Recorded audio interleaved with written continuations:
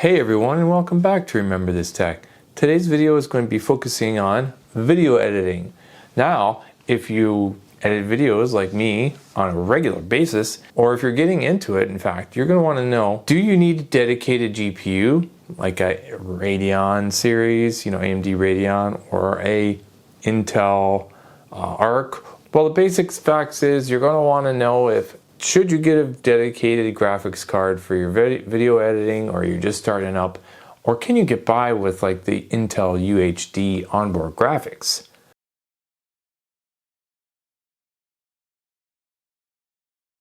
So I'm going to do a quick simple test. I'm going to use the same length video, DaVinci Resolve, and I'm going to export it using the NVIDIA RTX 5068 gig card, and see the time it takes to export that video.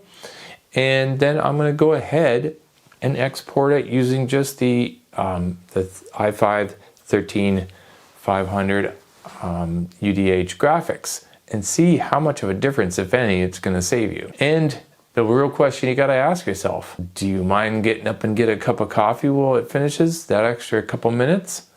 Or will it not matter to you at all? So maybe these results will surprise you, but that's what we're going to look at today, and we're going to show you the results. So without further ado, let's answer the question. Can you get by on the Intel UDH graphics for exporting videos? Or do you need to buy an upgraded video card like the RTX 5060? So without further ado, let's get right into it, shall we? Come on, let's go!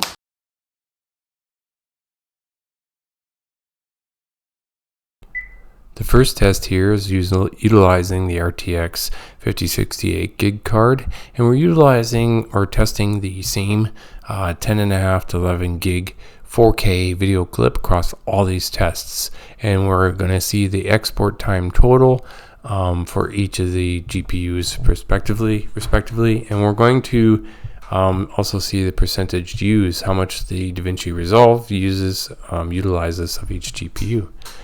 This particular card peaked out around 48 to 50 some percentage utilization.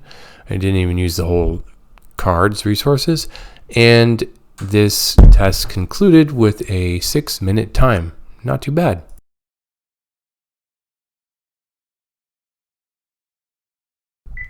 The next test here, we're going to utilize the onboard 13500 iGPU, the A770, and we're going to find out how long it takes.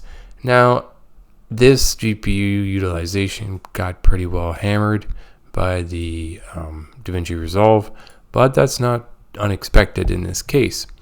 So the real thing is that if you want to get by editing, exporting with this iGPU, certainly you can do it. It's not a, it's not a huge slouch, but it added, it took about almost around 10 minutes to do the same export. Now, will that affect you and how you go about editing? No, scrubbing's pretty well easy. It works pretty well, but you can just get up and get a coffee if that's all you want to do is export it, and it takes more time. So you could still get by, but it takes a lot longer.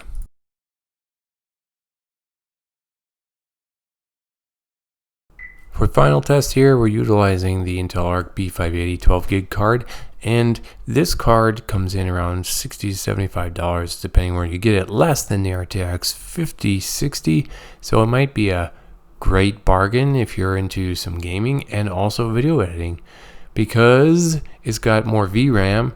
And the real kicker here, the real surprise in my mind, or maybe not a surprise because it's kind of expected from my thought process, was this performed admirably, and it finished the exact same time at 6 minutes as the RTX 5060 did. So maybe this is the card for you to grab at a bargain. So my final thoughts on the export test and whether or not you can get by with just an iGPU for the process of exporting and scrubbing and video editing with DaVinci Resolve. Now, before I get into that, let me state, or rather reiterate, that video editing 4K video is quite demanding. This CPU doesn't have any problem with that, scrubbing the video, etc. There are multiple things that come into play when editing high-end video 4K. That's how well you scrub through the timeline, how well your software handles it.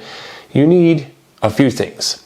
So it's not just the GPU or the CPU. You also need a fast NVMe where your OS resides, where the program resides for, let's say, DaVinci Resolve, because when you're swapping in and out fast reads and writes for those video files, they're huge files and they take a fast read and write device like a decent Gen 4, at least a Gen 3 NVMe. So if you don't have that component and you're writing off a traditional SATA SSD, you can get by, but you're going to notice a little stuttering here and there. It's probably guaranteed. Now, given that the CPU is quite adequate, and if you have that NVMe component already taken care of, now we're getting into the export process. If you were just relying on the i5-13500 870 UDH graphics, iGPU, you could get by,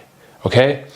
It's not the end of the world, an extra 4 minutes to export that 4K video, okay? You can get up, do something else, get a cup of coffee, whatever. So yes, you can get by. And the only thing is if you're going to be doing any gaming, and this isn't just a dedicated graphics editing workstation, like most people will have a all-in-one computer like me. Therein comes the tests.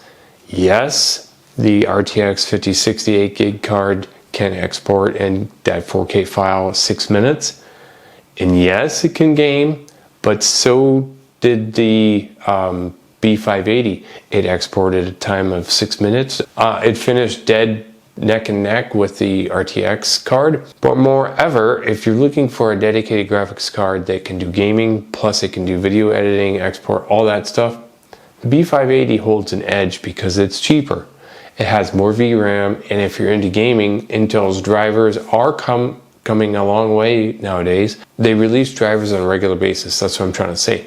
So you might be better off grabbing the B580 if you can get it at a regular price. You save yourself 60, 70 bucks or more off of a NVIDIA or maybe even an AMD series graphics card. So with that said, I hope you got an idea of what you can get by with and what you can't. And my recommendation is stick with the iGPU until you can grab a B580 or any newer generation, maybe even a B570. That might save you even more money, but you're reducing the VRAM at that point. So thanks for coming along with me on this brief but interesting experiment, and thanks for watching. Remember this tech.